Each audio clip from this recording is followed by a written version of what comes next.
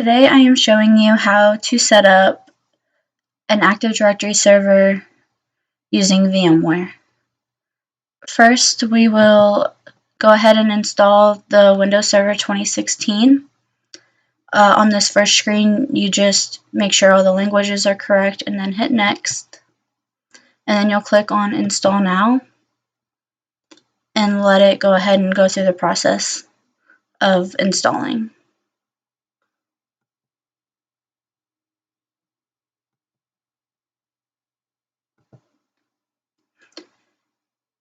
So on this screen, we will go ahead and choose Windows Server 2016 standard for the desktop experience to make sure that we have the GUI, so it's just easier to configure everything. And then on this screen, you just click on accept the license terms and then click next.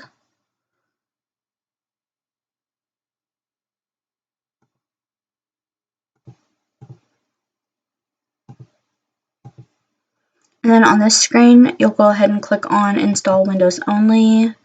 Make sure your drive is selected, and then hit Next. And you'll go ahead and let that install Windows.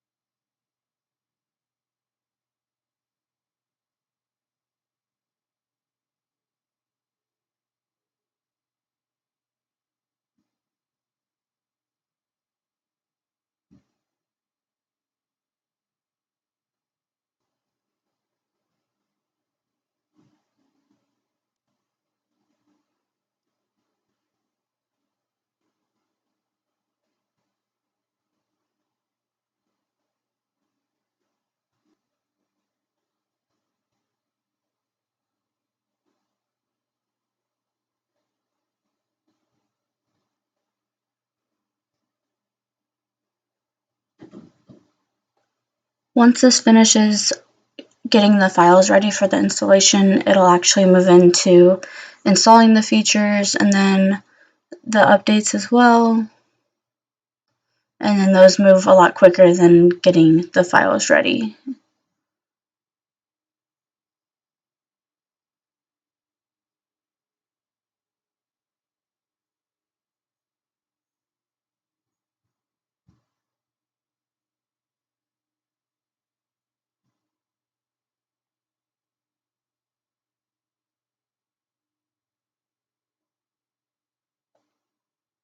So now we're going to restart it. That way we can continue the installation process.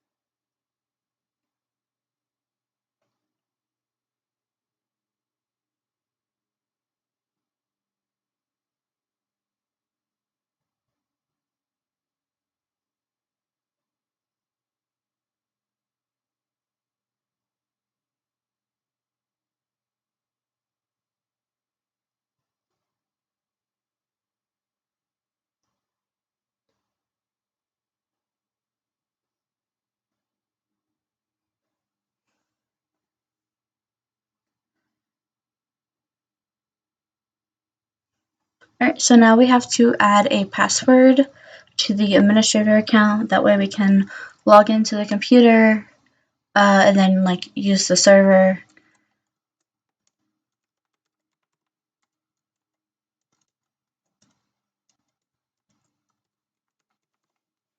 And then you'll click finish once you put your password in.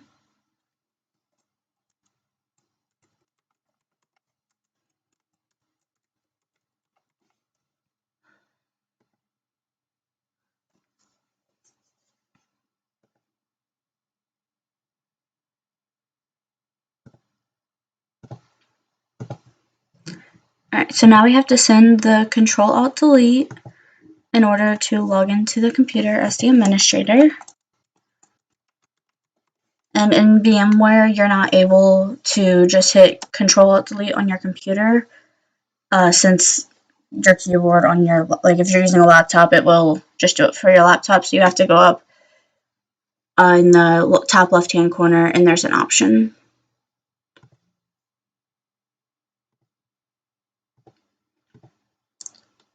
Alright, and then for this pop-up, we're just going to hit no because we don't need it to be discoverable.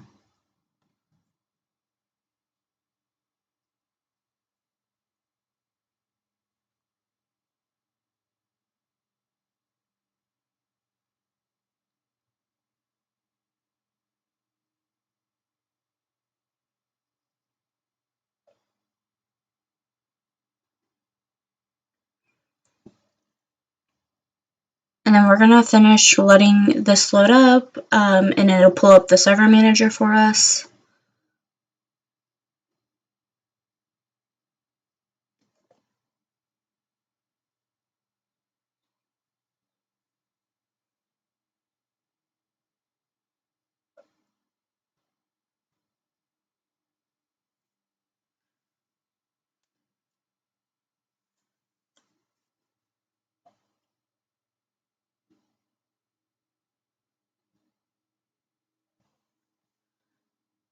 Once the server manager finishes loading up fully, then we'll go ahead and add the roles and features. We just have to let it finish fully loading up before it'll let us access that.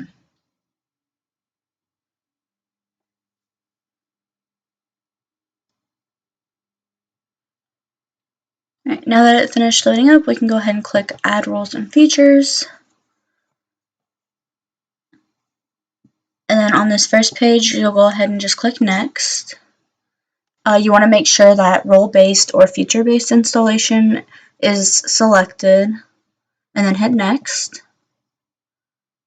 On the screen, you're going to leave it the way it is with the selecting a server from server pool, and then just making sure your server that you're using is the one that's showing up and highlighted, and then hit Next. And then on this screen, we are going to go ahead and click on the Active Directory Domain Services and select that. And then we're going to go ahead and hit Add Features.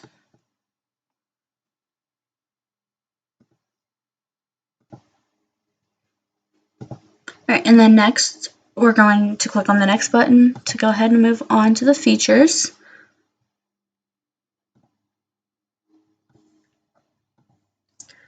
And then on the screen, you're going to leave everything the way it is and then click on Next. And then this page just gives you some information on the Active Directory Domain Services. So you're going to go ahead and click Next.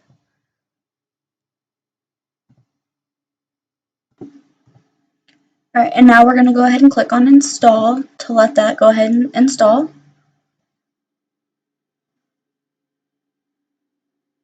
And this may take a couple minutes.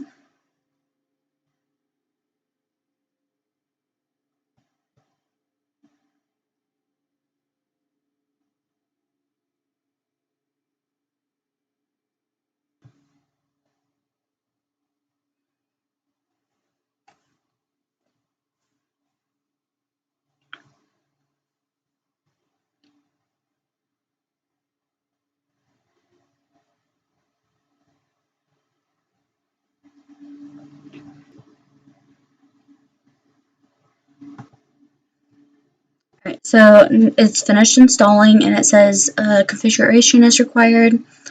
So now we have to click on promote this server to a domain controller to actually make the machine a domain controller.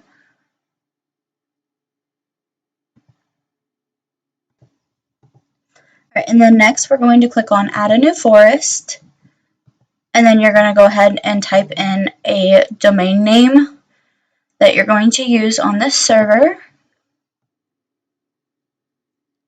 For my domain name, I'm going to just type in cmo.com.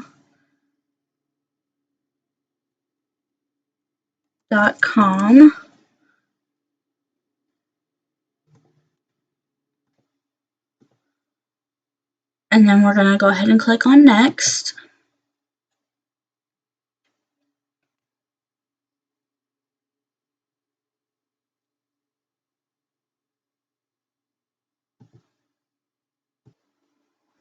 And on this screen, you're going to leave the forest functional level and domain functional level the way they are.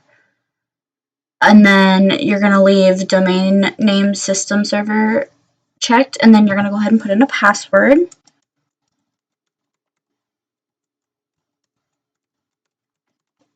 And then you will click next.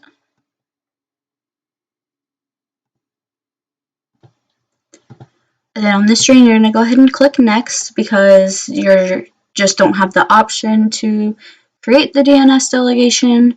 So we're going to go ahead and click next.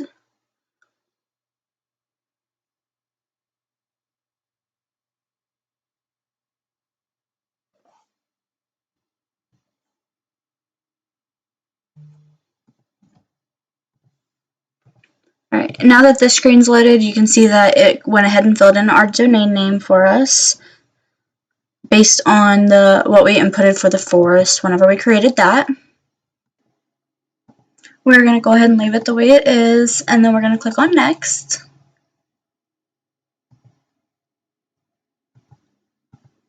Alright, and then once the screen loads up for the paths, we're going to go ahead and just leave everything the way it is for the database, log files, and the sysfile folder, and then we're going to click on next. The screen just allows you to look over everything you've inputted and review everything, and once everything looks good, you can go ahead and click on next. Alright, this next screen shows you the prerequisites that were needed to set this up as an Active Directory server, and then you can see that it says all the prereqs were passed successfully, and then we can go ahead and click install to begin the installation.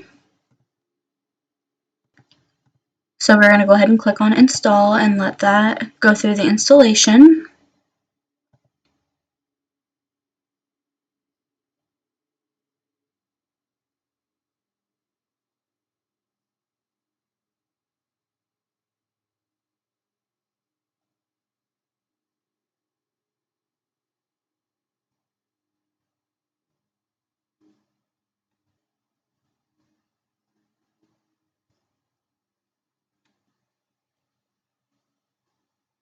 Alright, and now it's going to go ahead and restart. And it's going to go through the restart process since Active Directory was installed.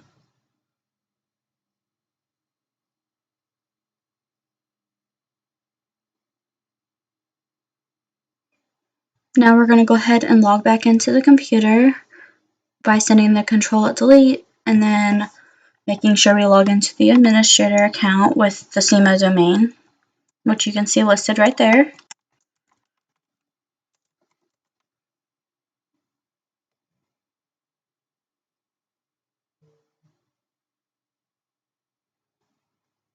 Now that this is loaded back up with the server manager, we're going to go into Tools, and then you're going to click on Active Directory Users and Computers.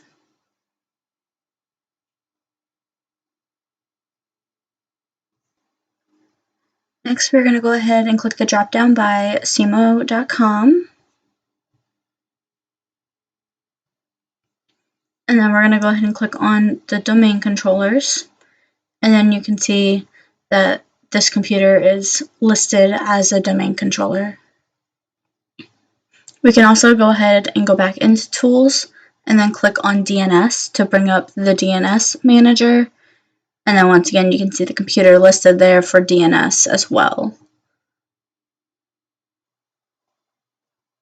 Alright, and then we can go ahead and click on the computer and it pulls up all of these folders. If we hit the drop down, it shows them over here as well. And then we can go ahead and click on the drop down for the forward lookup zones and see that there's two integrated primary ones that are already listed since we created our domain.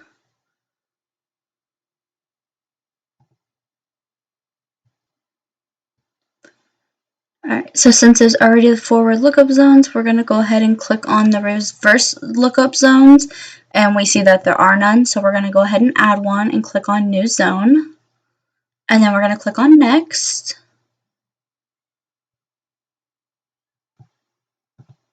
We're going to go ahead and leave it as a primary zone, and then leave the store the zone in Active Directory checked, and then go ahead and click on Next.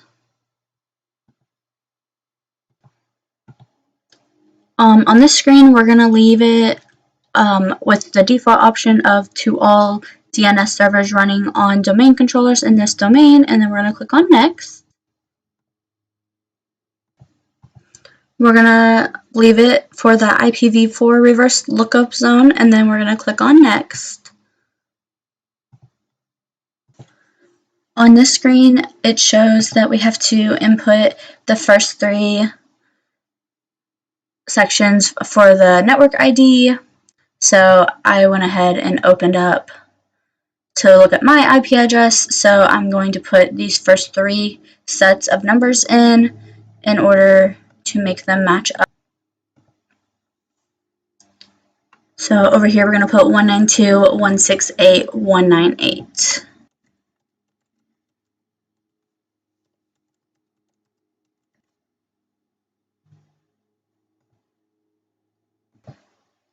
Now that I've got that inputted, we can go ahead and hit Next.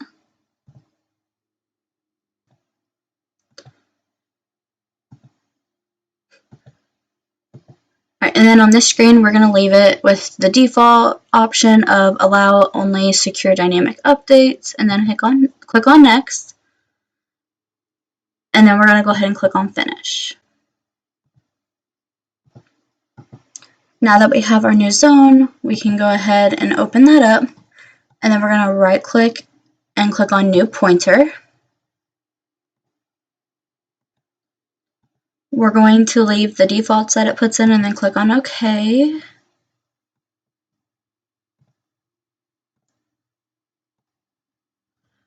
Alright, we're going to go ahead and click on Browse.